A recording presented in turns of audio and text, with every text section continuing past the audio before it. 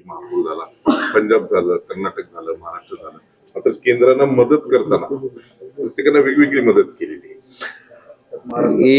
एक दुर्दैवी असा आहे की आता सन्माननीय मुख्यमंत्र्याची घोषणा मी 3 दिवसापूर्वी ऐकली.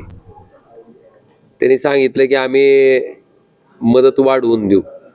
आता 8,500च आहे आणि त्यांनी फक्त 2 हेक्टरची मर्यादा होती ती 3 हेक्टर केली. आता 8,500चं 3 हेक्टर जर केलं तर 8 त्रिक 24 आणि वरचे 500चे 1,500 म्हणजे 25,500.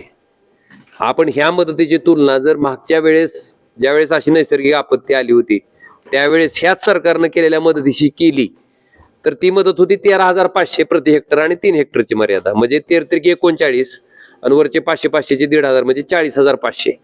म्हणजे आजची सुद्धा जी मदत करतोय आज शासन ती मागच्या वर्षी 40,500 एका शेतकऱ्याला त्या ठिकाणी मदत करू शकत होतो आणि आता त्या शेतकऱ्याला फक्त 25,500 ही तुटपुंजी मदत होते. अशा पद्धतीनं कंजूसपणा करणं अतिशय दुर्दैवी आहे. दुसरी त्याच्यातली सगळ्यात महत्वाची गोष्ट की सरकारनं सांगितलं की बाबा पीक विम्यातनं आम्ही 18,000 देणार. मी सरळ सरळ प्रश्न विचारला की ज्या शेतकऱ्यांनी पीक विमा भरला नाही त्यांना पण 18,000 मिळणार आहेत का? किंवा पीक विमा कंपनी आणि राज्य सरकारमध्ये ज्या अटी शर्तीवर शेतकऱ्याला विमा मिळू शकत होता ती जास्तीच्या पावसाची म्हणजे अतिवृष्टीची अटही सरकारनं काढून टाकली. त्याचबरोबर त्या ठिकाणी नैसर्गिक आपत्तीची अटही सरकारनं काढून टाकली.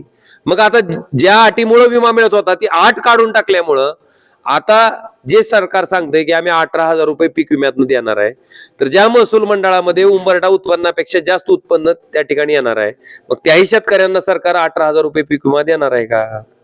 मला वाटतं हा प्रश्न आहे. आणि सगळ्यात महत्वाचं खरडून गेलेल्या जमिनीचं सरकारनं त्या दिवशी सांगितलं की आम्ही 3.5 लाख रुपयाची मदत त्या शेतकऱ्याला करतोय. पण इथं आल्यावर आता GR मध्ये असं कळतंय की 3 लाख रुपयाला ते MRGSची सांगड घातली.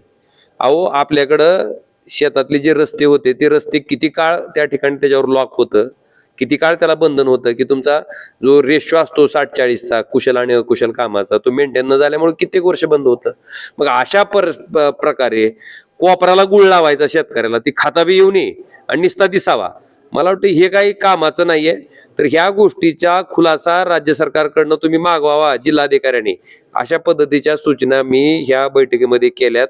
आणि ज्या फसव्या आहेत त्यांनी सांगितलं होतं की आम्ही ज्या विहिरीमध्ये गाळ पडलाय त्या विहिरीला सुद्धा गाळ काढण्यासाठी 30,000 रुपये देऊ. ते पण MRGS. आता मला सांगा 1 फूट विहिरीचा गाळ काढायचा असेल तर 8,000 रुपये 9,000 रुपये 1 फुटाची रेट आहे आज. जर गाळा मोठा असेल तर 10,000 बी आहे. पण 3 फूट गाळ काढायला 30,000 लागते. अख्खी विहीर बुजलेली कशी काढायची 30,000 शेतकऱ्यांना? मला वाटतं अशा पद्धतीच्या फसव्या घोषणेनं आणि त्याला पुन्हा MRGSची सांगड द्यायची ह्यानं काही शेतकऱ्याचं दुःख त्या ठिकाणी कमी होणार नाही. उलट पक्षे आपण अजून त्याला अडचणीत आणतोय असं माझं वैयक्तिक मत आहे. त्यामुळे सरकारला माझी कळकळीची विनंती आहे की फक्त नुसत्या घोषणा तुम्ही केल्या पण त्याची प्रत्यक्षात अंमलबजावणी करत असताना मात्र जे कोपऱ्याला गुळ लावायचा प्रकार होतोय तो कृपा करून करू नये. आणि भरीव स्वरूपाची मदत आम्ही वारंवार आमच्या पूरग्रस्त भागातल्या शेतकऱ्यांना मागतोय. त्यांची तशी परिस्थिती आहे, त्यांची तशी अवस्था आहे आणि त्या अवस्थेतनं ते जात आहेत. अतिशय प्रतिकूल परिस्थिती आहे.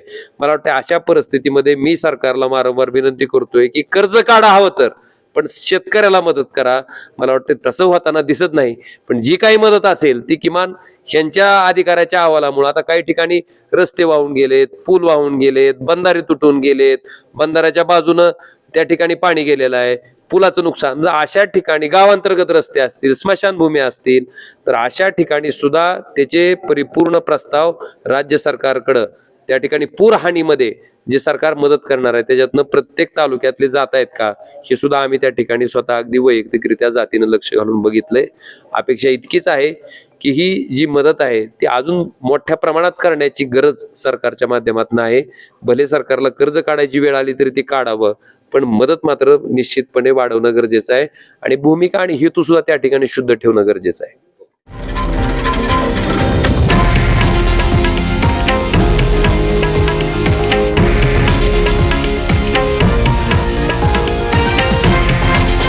हे आहे देशातील नंबर 1 न्यूज नेटवर्क आणि आपण पाहत आहात TV9 मराठी, एकमेव.